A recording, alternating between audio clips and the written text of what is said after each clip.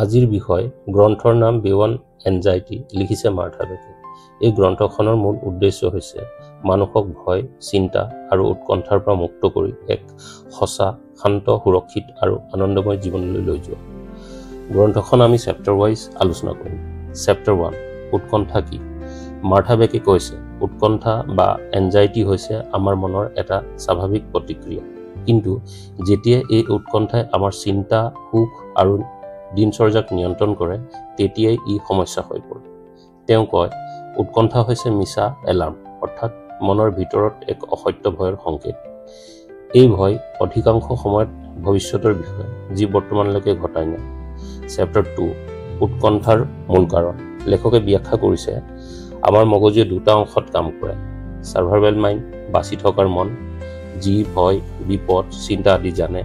Spirit mind, আধ্যাত্মিক মন, যি শান্ত, ধৈৰ্যশীল আৰু বুদ্ধিমান।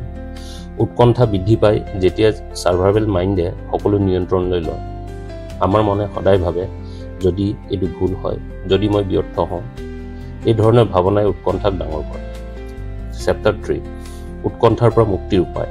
মাৰ্থা বেকে কয় উৎকণ্ঠাৰ পৰা মুক্তি পাবলৈ প্ৰথমতে মনক নিয়ন্ত্ৰণত ৰাখিবলৈ শিকিব লাগিব। তেওঁ 3টা গুৰুত্বপূৰ্ণ ষ্টেপৰ বিষয়ে কৈছে। প্ৰথম ষ্টেপ নটিচ, নিজৰ চিন্তাক লক্ষ্য ৰখা। দ্বিতীয় ষ্টেপ ব্ৰেথ, দীঘল শ্বাস লোৱা, দেহ আৰু মনক শান্ত কৰা। তৃতীয় ষ্টেপ ট্ৰাষ্ট, জীৱনৰ ওপৰত বিশ্বাস ৰখা।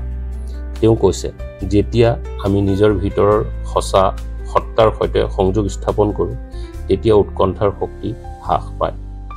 চেপ্টাৰ 4 মনৰ শান্তিৰ বাবে অনুশীলন।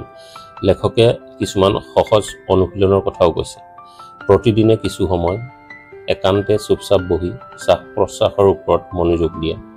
নিজৰ মনত যি ভয় বা চিন্তা আছে তাক কাগজত লিখিত ৰূপ দিয়া। দিনৰ অন্তত 3টা ধন্যবাদৰ কাৰণ লিখা। এইবোৰ সৰু অভ্যাস কিন্তু মনত শান্তি বৃদ্ধি কৰে। চেপ্টাৰ 5 সত্য আত্মবিশ্বাসৰ শক্তি। বিয়ণ্ড এনজাইটি গ্ৰন্থখনে আমাৰ মনত এটা সত্য স্থাপন কৰে। শান্তি বাহিৰৰ পৰা নহয়, মনৰ ভিতৰৰ পৰা। তেওঁ কয় যেতিয়া তুমি নিজৰ ভিতৰৰ শক্তিত বিশ্বাস ৰাখা তেতিয়া বাহিৰৰ ভয়বোৰ অতি সৰু লাগে। অৰ্থাৎ উৎকণ্ঠাৰ ওপৰত জয় পাবলৈ প্ৰয়োজন আত্মবিশ্বাস, মনৰ শান্তি আৰু নিজৰ জীৱনৰ ওপৰত ভৰসা।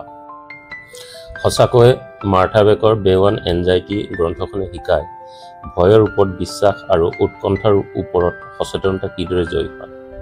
তেওঁ কয় ভয় অনুভৱ কৰা স্বাভাৱিক, কিন্তু তাত বন্দী হৈ নথকা সেইটো স্বাধীনতা।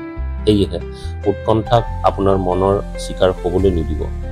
নিজকে বিশ্বাস কৰক, শান্ত মন বজাই ৰাখক আৰু জীৱনক নতুন আশা আৰু সাহসৰ লগত আগবঢ়াওক। ধন্যবাদ।